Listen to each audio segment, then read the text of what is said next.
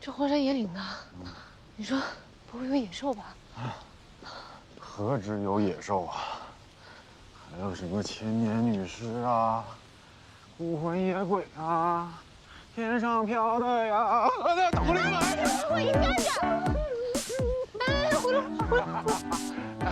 你是要让我离你近点呢，还是离你远？你不是这样吗？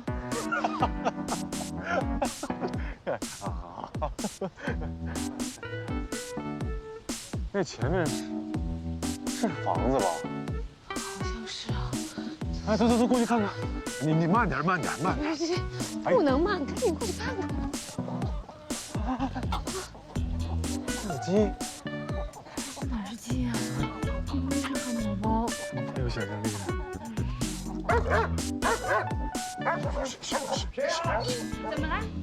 怎么了？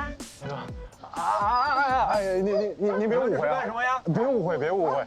我们俩是来当地找人的，结果路上车抛锚了。找人啊？找谁呀？哦，我们找当地的一个守庙人。守庙人啊？哦，你是说呢吴大爷吧？啊，对，他离这儿还有10几公里路呢。还那么远？是啊。那师傅，我们能在您这儿借宿一宿吗？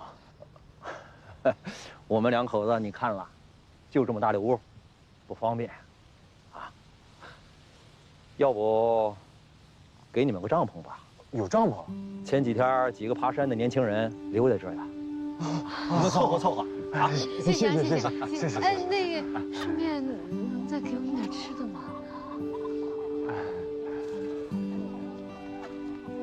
这鸡送你们一只吧。哎呀，不用，那个我们买。对，我们要钱。不用。我们2个人呢就住在山里面，这天天靠天吃饭，也用不了多少钱，啊。送你们一只，拿去吧。谢谢啊。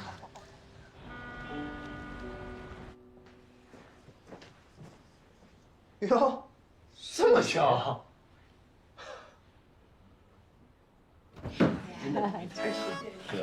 难说说不清。挺难说啊！哎，江爷，你在外面干什么？快进来呀！来了。唐伯伯。那这一位是？趁大家都在呢，我来介绍一下哈。这位呢是我的男朋友苏畅。叔叔阿姨好。果果，你说什么？你敢说再说一遍？再说几遍都一样。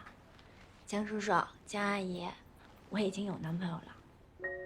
老唐，这怎么回事啊？不是说好我们今天2家聚一起谈谈江燕和果果的事情吗？果果都有男朋友了，就是啊，我们家也不是一定要果果的，你们这样搞得，好像我们家江岩求着要娶果果似的，还真搞笑。你能不能别这么开门见山的呀？你最起码让家人有点心理准备吧。你懂什么呀？开门见山，省得浪费时间。果果，你让他出去，我们这边是不欢迎不速之客的。什么不速之客呀？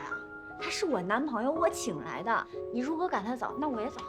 走吧。你不要说，他不是哑巴，让他说。那个叔叔阿姨，我做一下自我介绍吧。我叫苏畅，你们应该见过我，但我不是那个绯闻男友啊，我是正牌男友。什么正牌男友啊？都没有我的同意啊！你敢说你正牌？好了，你们都别吵了，好吧？今天走的应该是我们江家。哎，老姜，哎呀，给你。老姜，你别生气，这小孩子不懂事儿，闹别扭也是经常的事情。不过我向你保证，果果现在还是单身，只不过这几天呀，他跟我闹别扭，所以就随手搬来个救兵。你别生气啊，坐下，有话慢慢说。坐。老姜，你放心，我们只认江燕这个女婿。你既然是果果的朋友，那么就坐下来一起吃。这顿饭我们家还是请得起的。来，坐。是啊，也只有我们家江岩能配得上果果。别愣着了，吃吧。哎，你跟果果也好久不见面了，多聊聊。果果都是有男朋友的人了，我看就没什么谈的必要了吧。哟，真是贵人多的是啊，我还欠你条裙子呢。你们认识啊？不认识，就是看见不该看的，听见不该听的了。我告诉你啊，你给我好好表现，别到时候我跟你都吃不了兜着走，听见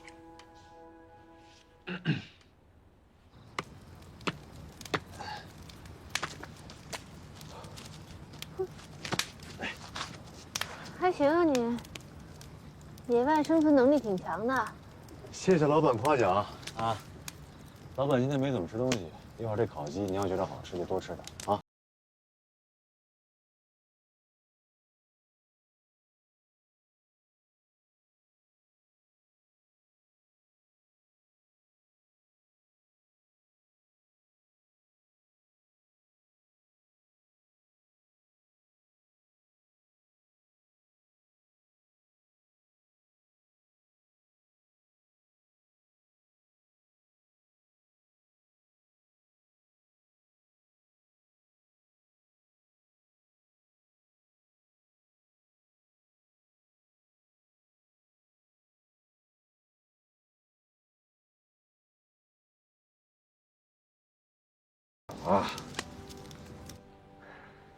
唐叔叔，您吃菜，这个是有机的菜，对您身体好。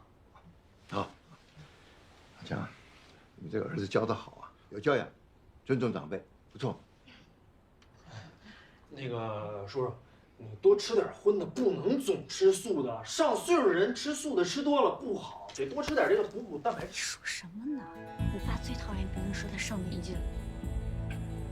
搞什么东西？哎呀，别生气了，有事儿回家说。这么多人，给果果留点面子。叔叔，要不这样吧，那个我也不太会说话，我敬您一杯酒吧。您放心，我一定好好照顾果果。叔叔，我也敬你一杯，我先干为敬。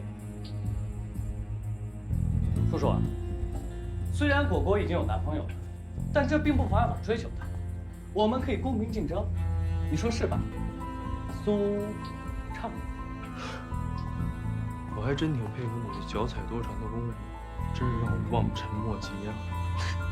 我想你是误会了，我从小就喜欢果果，如今我非她不娶。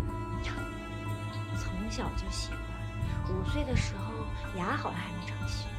非她不娶，那红玫瑰怎么办？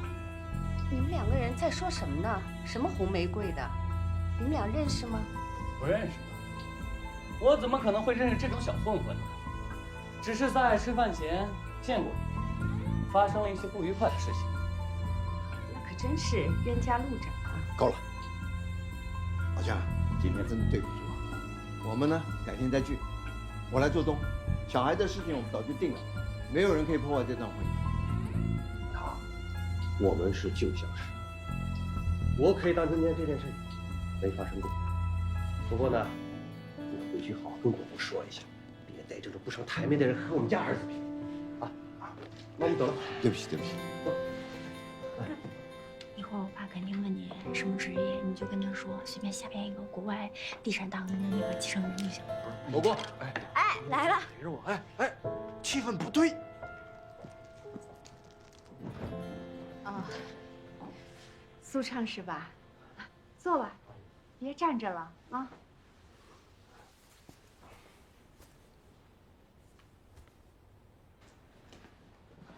进。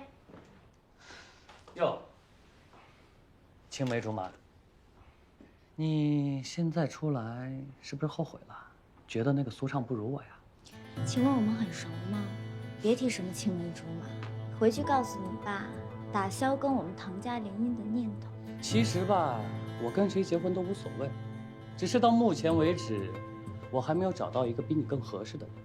你想想，你我结婚，既能让姜唐2家利益互通，又能实现你爸和我爸的愿望，何乐而不为呢？什么意思啊？因为你不喜欢我呀，而且苏畅也不是你男朋友。你是果果男朋友啊？叔叔，是我。好啊，你们年轻人通常都说英雄不能出处嘛。我今天不问你其他的，我就问你做什么的。那个，我在国外，你舌头打结啊你！年轻人说话怎么吞吞吐吐的？我实话跟你们说吧，其实我是变魔术的，我自己开了一个魔术馆，收入也特别少，什么继承人呐、富二代我都不是，那都是他让我编的，我真骗不了你们。我不能骗我未来的岳父啊！未来的岳父，我都还没同意呢，不知天高地厚，不想骗我？我看这不敢吧你？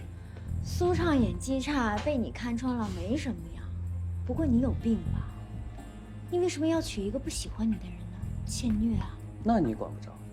我们结婚对我们彼此都有好处，你爸也不用再逼你相亲了，我呢也可以做我自己想做的事情，而且我会说服我爸，不干涉你在娱乐圈的任何行为。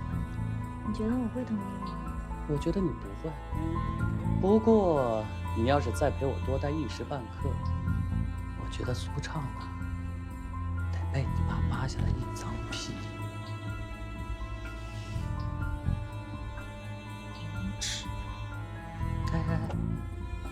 妾无情，郎有意，你小心有些人会假戏真做。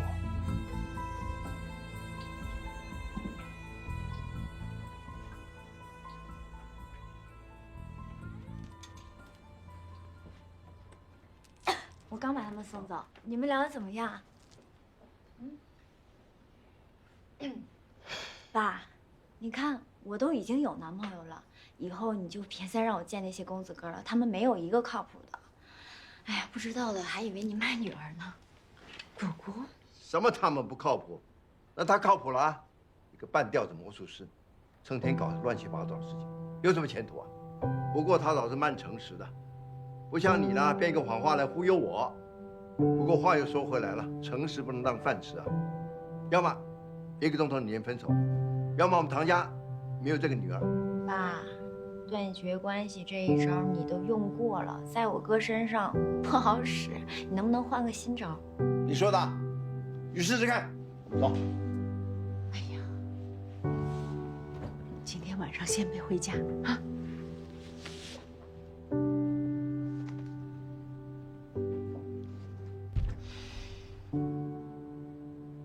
你刚才到底说了些什么呀？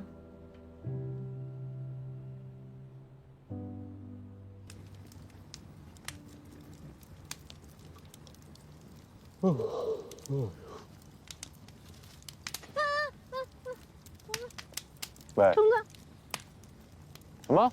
虫子，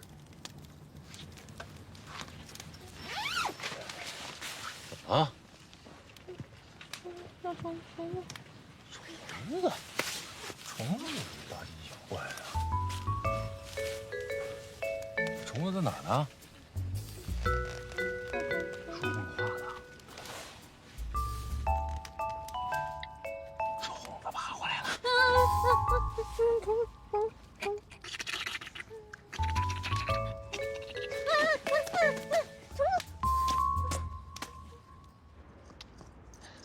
不是，你干嘛？哎，你干嘛去？哎，不是你别生气了。我能不生气吗？你以为那点小心思能讨我爸欢心啊？如果诚实能打动他的话，我何必让你来没收我男朋友啊？不是，性质不一样。我是能成为你现实生活当中的男朋友，可是我成为不了什么公司啊、集团呐、什么继承人。你得了吧，这点小事你都办不好，这2件事情都没有实现的可能性。就因为这点事儿，至于这么生气吗？我跟你说啊，瞒得了一时，瞒不了一世，反正以后都得嫁给我，你就不如先给2位老人家打个招呼，让他们有点心理准备。你说什么？跟2位老人家打个招呼，让他们有点心理准备。前一句。反正你迟早都得嫁给我。谁要嫁给你啊？哎，苏畅，我就不明白了，是谁给你的自信一直缠着我？你明明知道我有喜欢的人呢。可是你没有结婚呢。你喜欢人那是你的事儿，我喜欢人那是我的事儿。我没强迫你喜欢我。再说了，有个喜欢你的人陪在你身边，不是挺好的吗？就像现在，有个人开车送你回家，是不是也蛮不错的？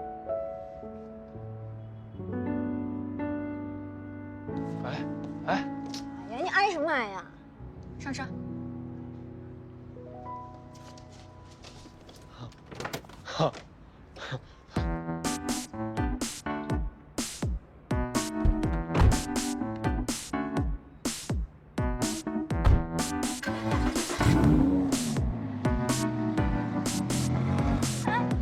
你会不会开车呀？哎呀，我会开，你别那么紧张行不行？不，我头一次开这么好的车。救命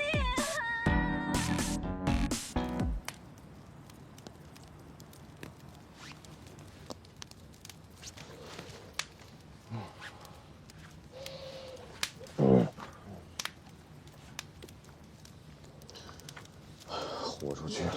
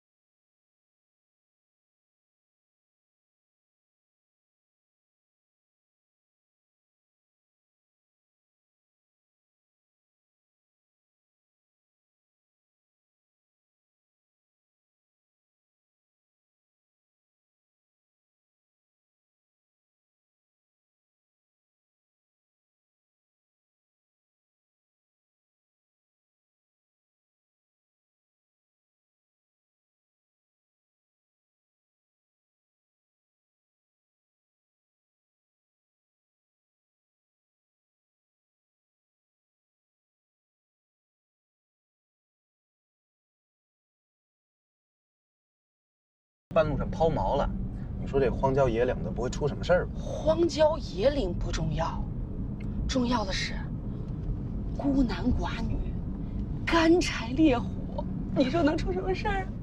我说你这人脑子里边除了男男女女那些事儿，你就能不能装点别的事儿？我跟你说，我要是苏总，我上任第一天就该把你给开了。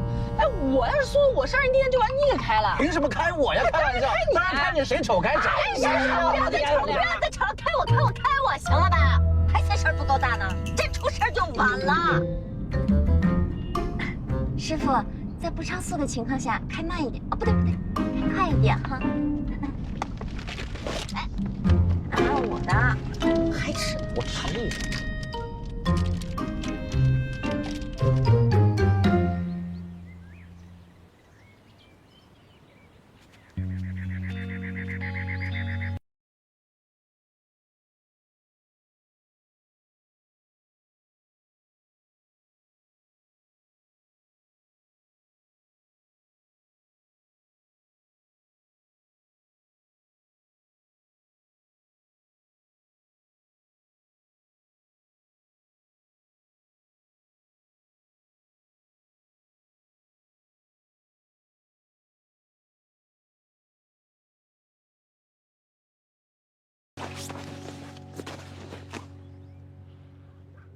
郑楚，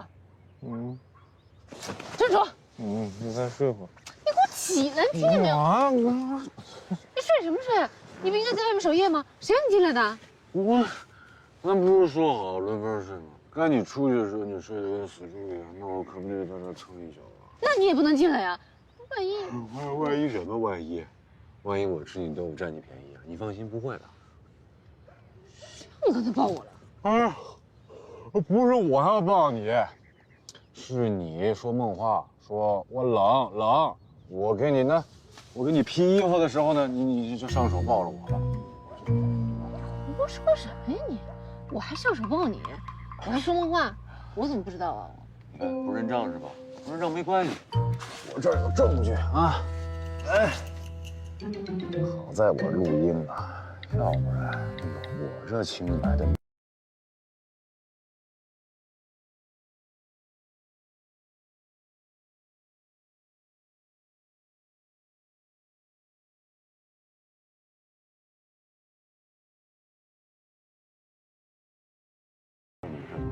绝不该走人，删不删你？不删。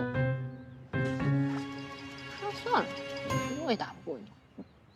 不过你发誓，要不然我怎么知道这个东西会不会传出去？有什么好发誓的？我知道你秘密还少啊！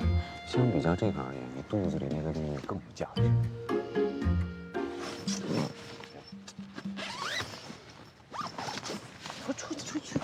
出去！哎，正碰一会儿散了。哎呦，经过。你早饭吃点什么呀？你们干嘛呢？睡了。在一起了啊？想什么呢啊？不是你们看到的那样。那请问是怎样？怎样也不是怎样。昨天晚上我们清者自清。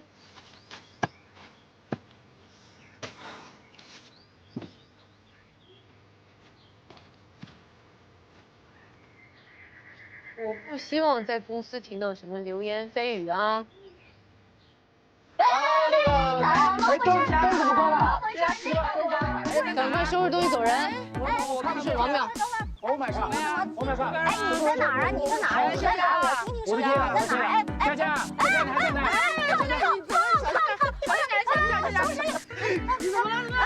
那个楚哥，楚哥开关在哪儿？楚哥是你吗？在哪儿？是你吗？楚哥。我那儿有烤鸡的味道。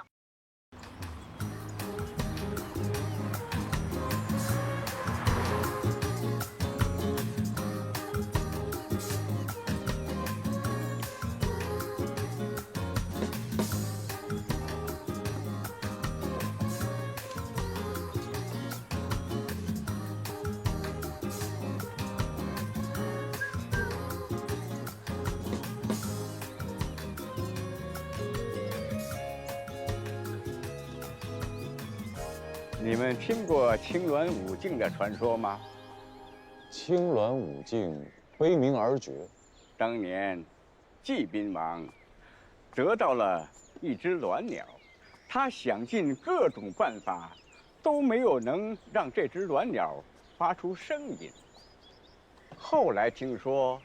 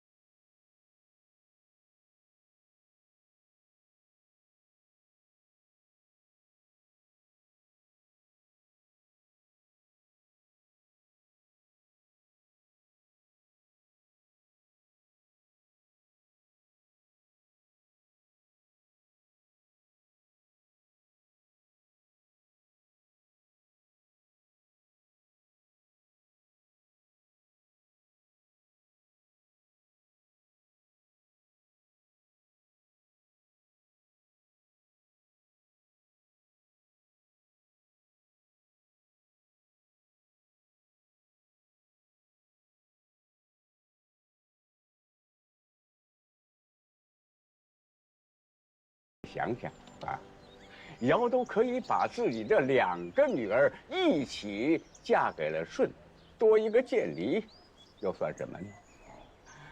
建离被送去侍奉顺后，两个人却相敬如宾，从未行过夫妻之事。顺的两个妻子，娥皇女。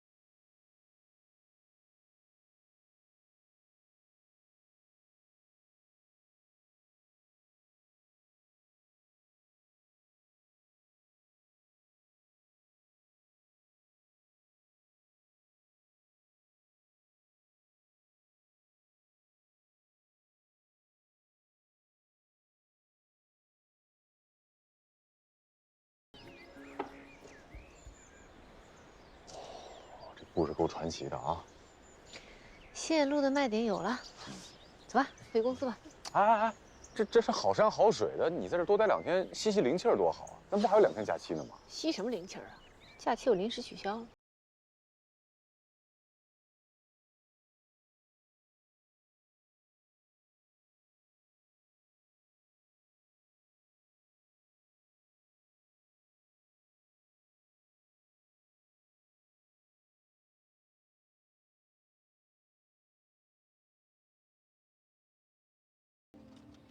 你们俩说，这苏芒和郑楚进圣王庙都多长时间了？进去干嘛去了？那还用说嘛？肯定是昨天晚上没待够，现在故意把我们支开，2个人谈恋爱去了。也是啊，你看这青山绿水，孤男寡女。哎，我说你们2个人思想能不能纯洁一点？喝你奶茶吧。我这都喝一肚子了。哎，他俩再不出来的话，今天晚上又没办法回去了。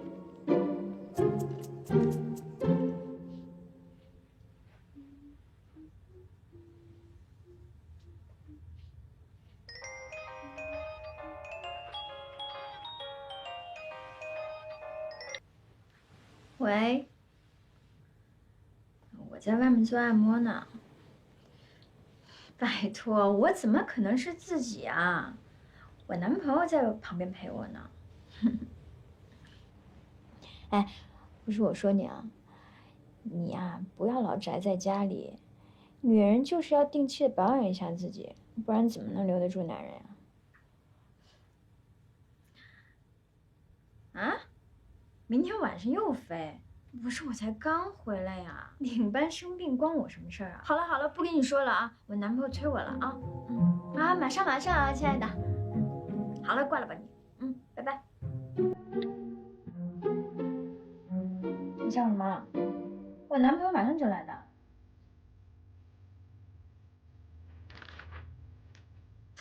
还不来？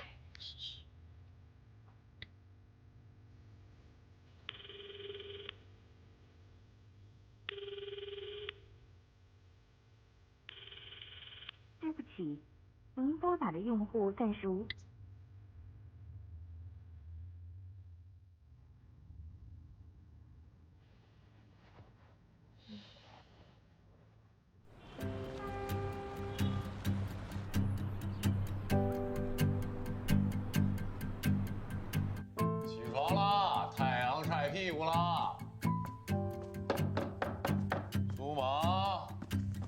给你买早饭了，你快开门啊！开门啊，苏芒，别睡了。那个，忙，等会儿，来了。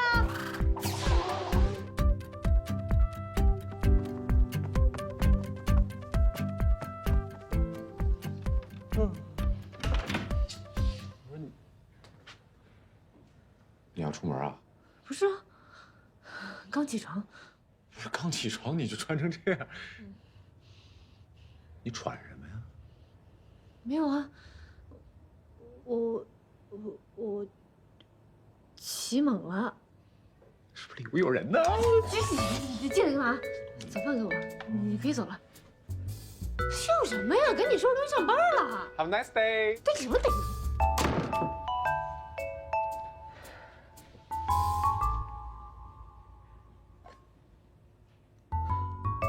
苏芒，你是有节操的人，你干什么呢？不就冲窗户的一个晚上，你紧张什么？紧张什么你？没事吧？没事没事。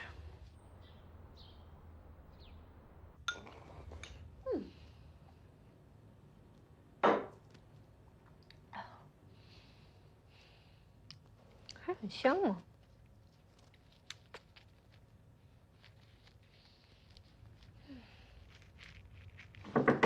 叔叔啊，开门！我。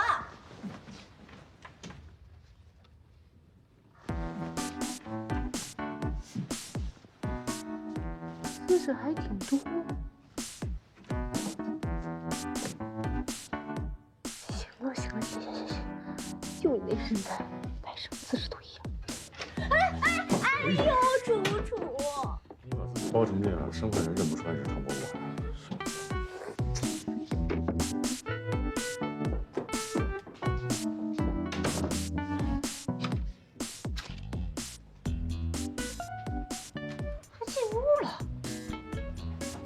进屋干嘛呀？有什么话不能满门口说吗？非要进屋说呀？外边说我也听不见呀。一点也不好说。能吃死！你很灿烂呀。面香吗？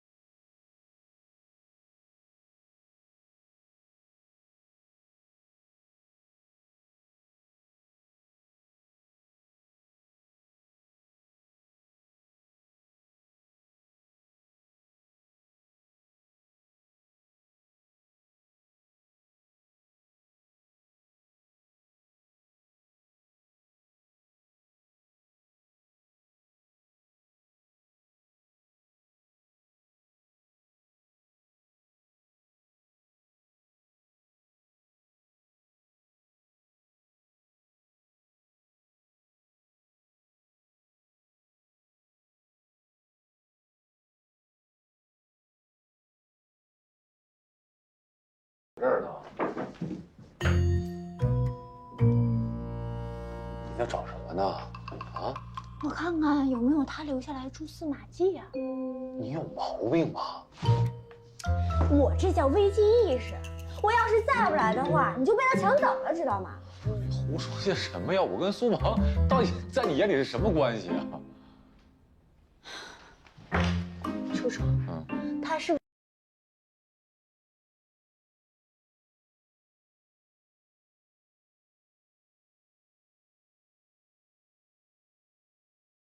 我们俩之间的是纯粹的工作关系。楚楚，你要相信女人可怕的第六感，他肯定没安好心。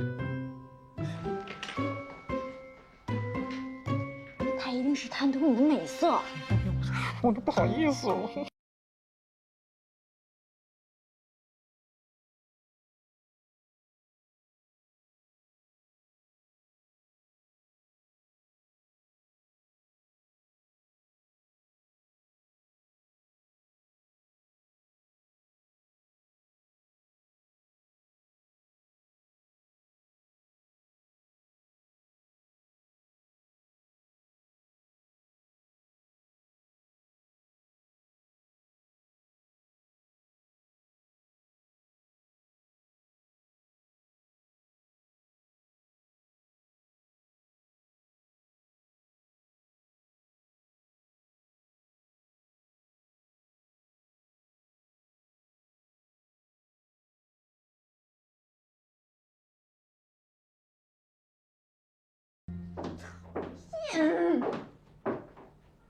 来了，你来帮我挑一下，这个大衣哪件好看？我已经收藏了很久了。哇塞，这么欧洲的大牌才5折。对啊，我必须得来2件。对啊，我跟你说，随便买哪个都划算，是不是？唯品会真的是太好了。哎，还有这双鞋，哪个？就这个。我这个好看，我这个好看。哎，可以。哎，你们听说没有？有人看见苏总和正主睡在一起了。哎，真的假的呀？你可别瞎说啊！这种小道消息你再乱传，小心咔嚓了你。当然真的了，小顾、艾拉、佳佳他们都看到了。啊？什么时候的事儿？就是前几天他们几个去绍兴出差的时候。哎呀，是你说的吗？小顾，真的假的呀？他们俩真睡一块儿了？干嘛呀？睡就睡吧，都是成年人。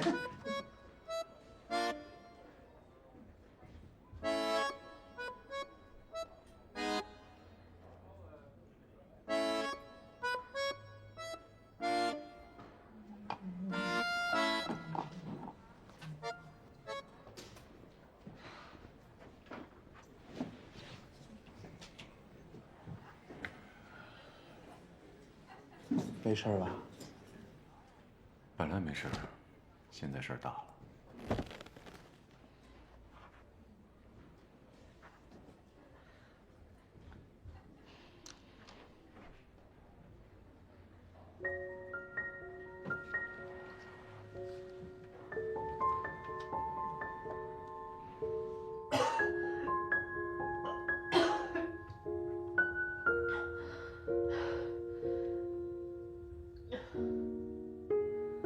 医生也没说这孕吐还会反复啊。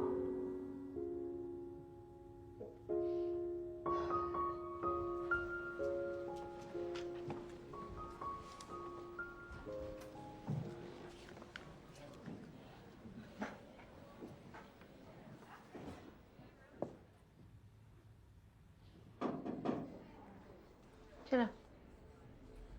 2件事情啊。第一，小顾他们这趟绍兴之行很辛苦，你想想怎么犒劳他们。第二呢，这是我负责的绍兴地域文化的口述历史，宁请过目。故事写的不够生动，卖点不够突出，拿去重写。你还没看呢。我说重写就重写。你是不是哪儿不舒服啊？我哪儿都不舒服。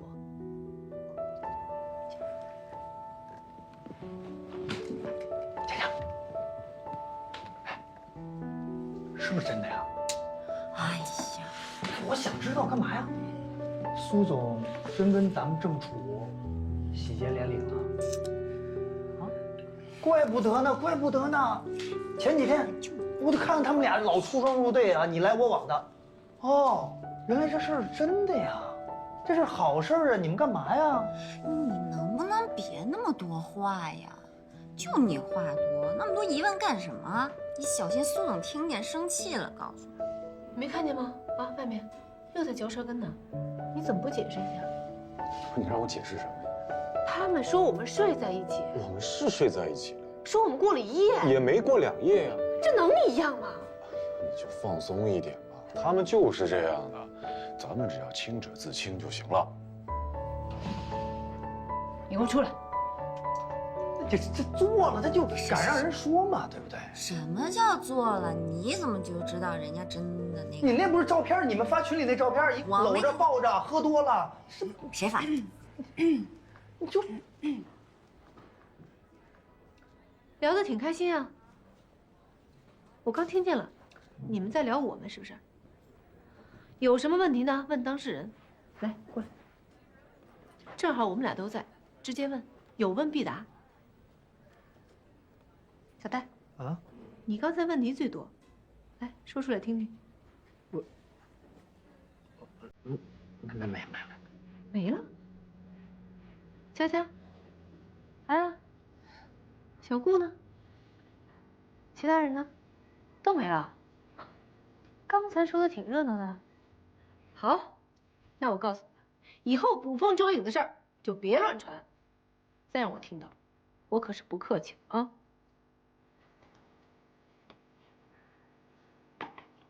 去工作。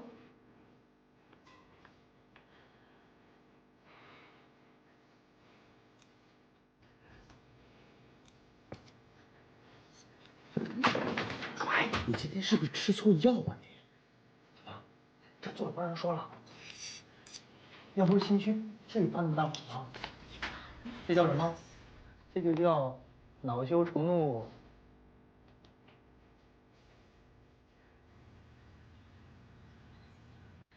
苏畅，你是不是偷我手链了？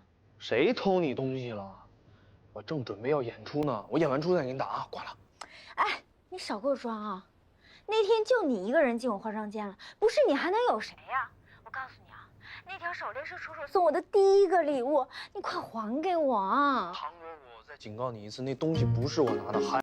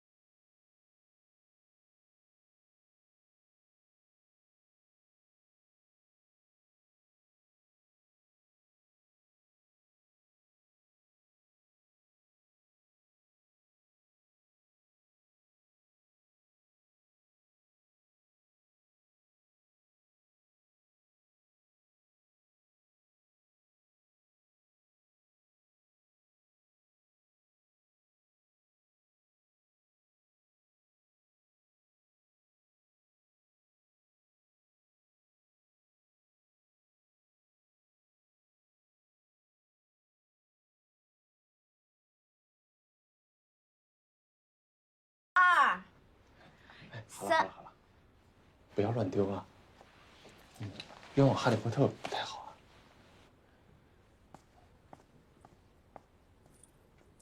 丑透了。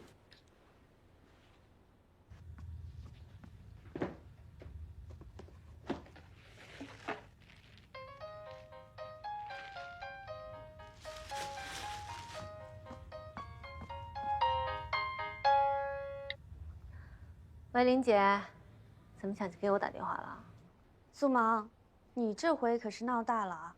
流言都传到我这儿来了，你怎么回事啊？谈个恋爱弄得这么沸沸扬扬的，这邪风都吹去英国了，真是好事不出门，坏事传千里。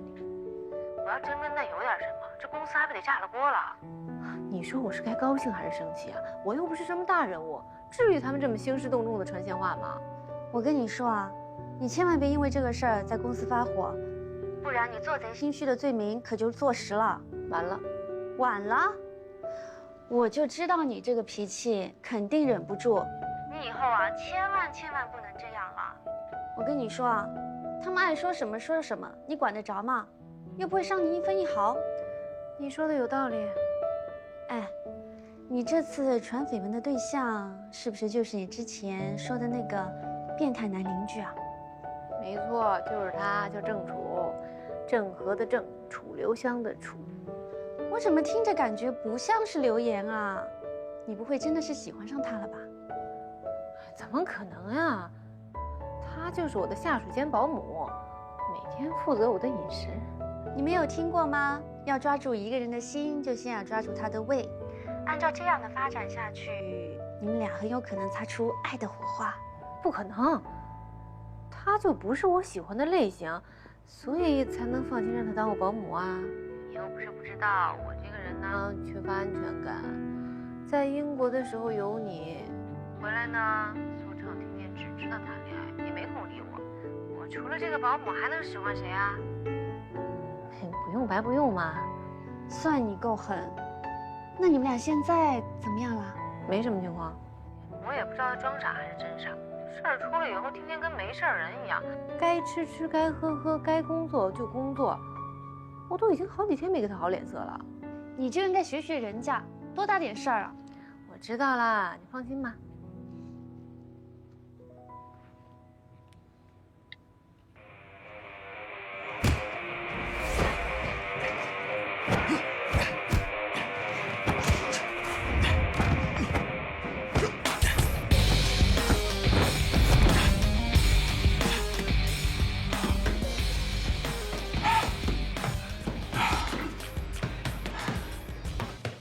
你刚才要是用打沙袋的力气打我的话，恐怕我没法从这儿离开了。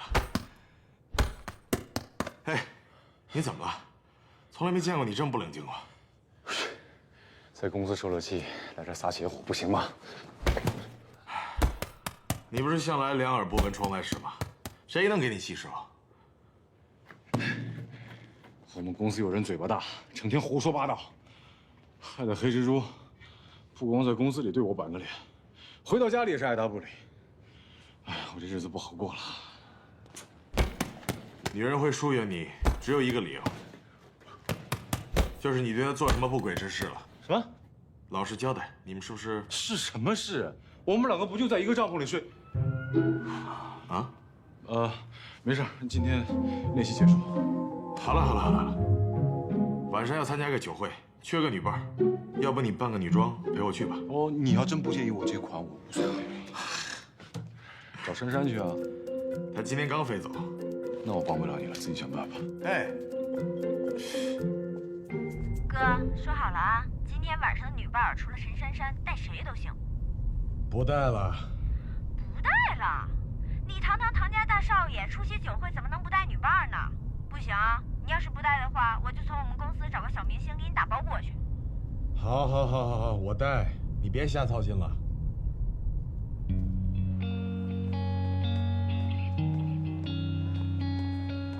哎，小秋，来取药。你的医嘱啊，我爸遵守的可认真了，每天都不忘按时吃药，再加上我给他的那些补品，已经恢复的差不多了。那就好，不像有一些病人对自己身体太有自信了，来医院检查都不听我们的，太头疼了。偏偏我爸就特别吃你这一套，你让他一天吃2顿，他绝对不敢吃3顿。哎，我不跟你说了，我上班要迟到了，我先走了啊。哎，小秋，等一下。今天能不能请个假？请假？为什么呀？我有些事，希望你可以帮个忙。什么事啊？你不要再问了，带你去个地方啊，到时候你就知道了。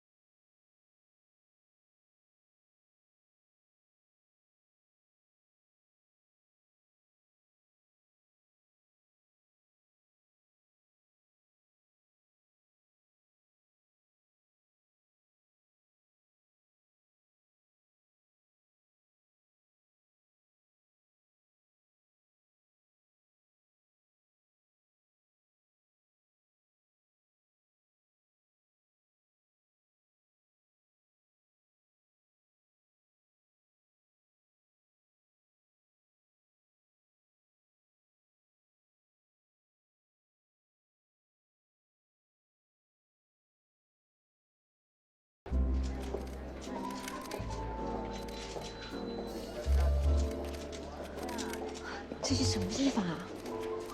上海商界的酒会，本来不用出席，但我爸爸非逼我来。所以我是你的女伴。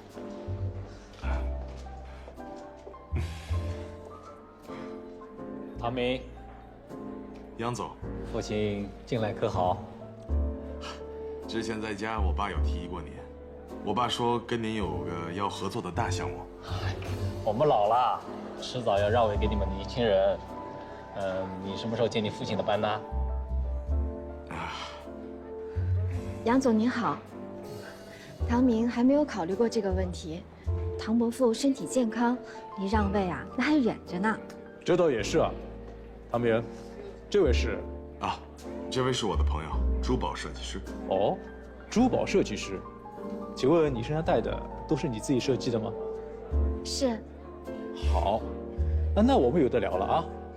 下个月我夫人过生日，我正想找一个好的珠宝设计师为她设计一款项链。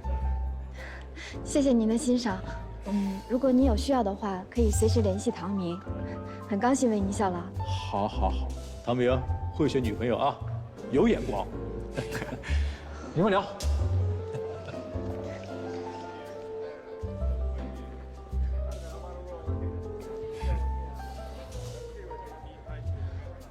我去一下洗手间啊。唐伯伯来了，唐伯伯，哎，唐伯伯，唐伯伯，哎，唐伯伯，请问您来参加这次上海商界联合举办的酒会是为了什么呢？成为有匕首足艺的那个富豪，今天你是不是要去见他？哎，对不起各位，我们今天参加的呢是商业活动，请不要问跟活动无关的私人问题，好吗？谢谢大家，谢谢大家，谢谢。切，可以啊，从下车到门口不到10米的距离，你硬是变成了红毯秀啊！那当然啊，自带光环呀。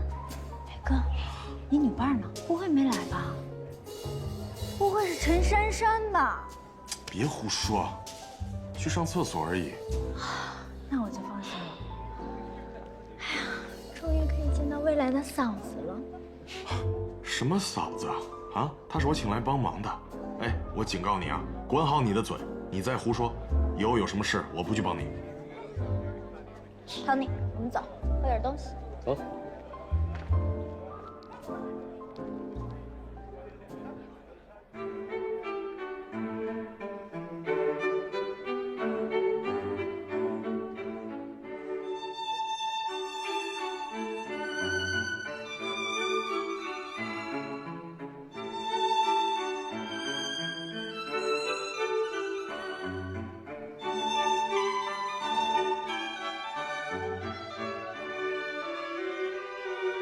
能不能请你跳一支舞？好啊。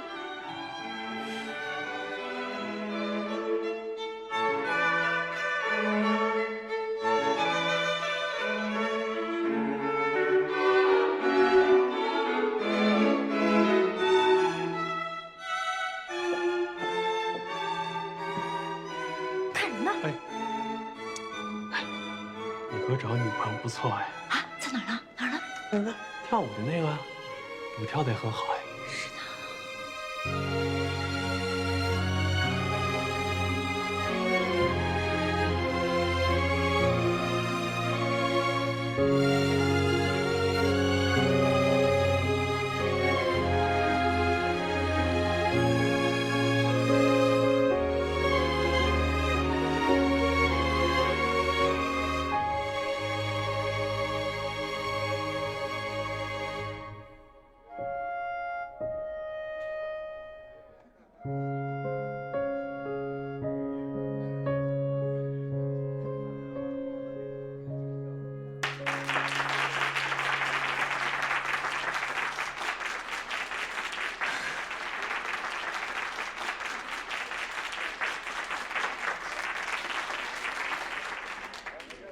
去喝点东西吧。小秋，还记得我吗？怎么会不记得你？大明星糖果果啊！你们两个认识啊？对啊，我上次戴的艾迪尔珠宝，小秋设计的。你不是说那个设计师叫陆遥吗？哎呀，你别提了，提他就生气。原来小秋啊是陆遥的一个助理，因为资历不够，所以没署他的名。小秋，你爸也说过这件事，你这样下去不行啊。没关系啦，能够得到你们俩的支持，我已经很满足了。你们俩呀，就别替我打抱不平了。哎呀，小秋，你就是太善良了。如果下次再让我看到那个路遥，你看我怎么收拾他。哎，哥，你刚才提到叔叔，你们两个已经见家长了吗？啊，进展也太神速了吧！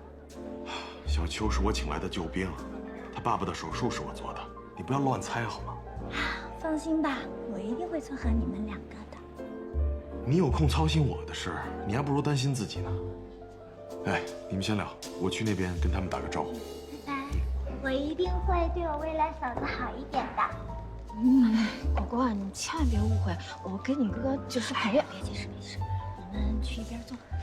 啊，走，走。小秋，你跟我说实话，你喜不喜欢我哥？一点点。哎，看你的表情我就知道了。你放心，我一定会让你成为我的嫂子的。你呀，你就别瞎开玩笑了。谁开玩笑了？哎，小秋，我特别喜欢你设计的珠宝，要不然这样吧，你干脆辞职算了。我跟我哥出资给你开工作室，以你的才华，以后一定是一个冉冉升起的新星啊！你就别开玩笑了。从一个助理到设计师，那是需要一个过程的，得慢慢积累经验。再说了，我怎么能让你们帮忙呢？怎么不能帮忙呢？你以后就是我嫂子了，我们就是一家人了。到时候呢，我就让汤尼把所有有关珠宝首饰的代言全都取消，以后只代言你的产品。你怎么就那么自信，我能嫁到你们汤家？果果，我跟你哥真的只是好朋友，就算是以后能有那么一点点的进展，那娶不娶我也是他的事儿啊。你怎么说的，好像你要求我一样。秋秋，我真是越来越喜欢你了。如果我是男人，哪轮到我哥娶你啊？你怎么那么可爱啊？行了，咱俩别总讨论一个男人了，说点别的吧。不讨论男人。哎，小秋，你这礼服我哥选的吧？一看就是他的眼光。改天咱俩去逛街吧。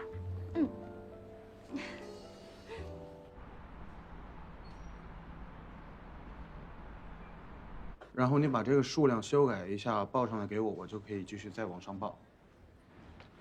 哎，你怎么回事？有没有在听我说话？对不起。我发现你今天一整天你心不在焉的，你脑子带没带？你真的是。小顾，哎，在家，你们负责的部分整理好了吗？哦，我这没什么问题了。佳佳，整理好了，苏总。前段时间去杭州出差，你们都辛苦了，不过我相信，付出肯定会有回报的。佳佳、小顾还有艾拉，把你们的资料整合起来交给郑楚。郑楚，你负责整合大家的资料，我看过之后交到市场部去，有问题吗？有。不是什么大问题，就不耽误大家工作了。我去你办公室跟你说吧。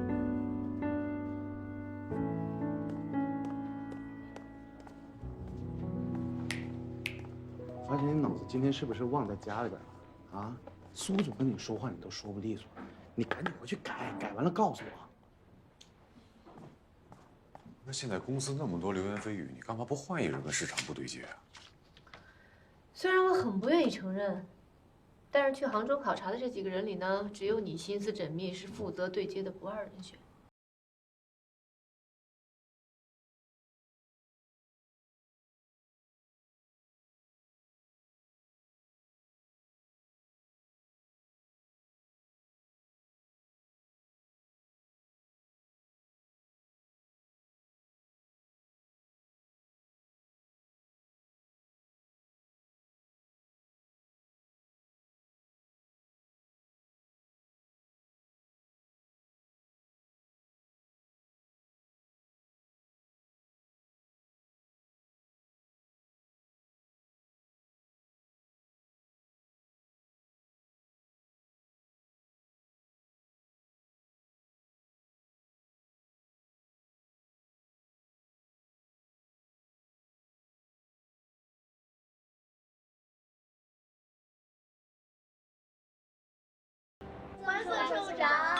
谢谢谢谢，来谢谢，来来吃菜吃菜啊！哎呀，你们吃啊！珊珊呀，这次委屈你了。我原本呢是推荐你的，因为你很会做事，各方面都很优秀的。可谁知道突然来了空降兵呀！我后来听新来的徐菲菲管咱们带走叫表叔啊，这关系可不一般呐。没关系，乘务长，这种事情我已经习惯了。喏，叫我乘务长，没拿我当自己人啊！这种事啊可不能习惯。我以前啊跟你一样不服输，总觉得呢只要自己努力了，什么都能实现。可是啊，我们女人这一到30，这身体就不行了。我现在啊每多飞1小时，这脑袋呀就懵的。这一落地呢，这2条腿啊像踩了棉花似的。现在好了，你嫁了个好人家吗？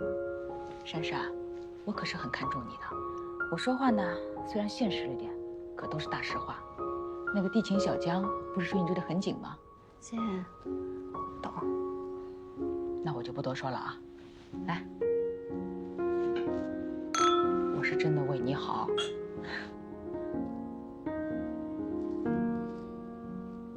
来来来，吃菜吃菜，快，可儿吃菜。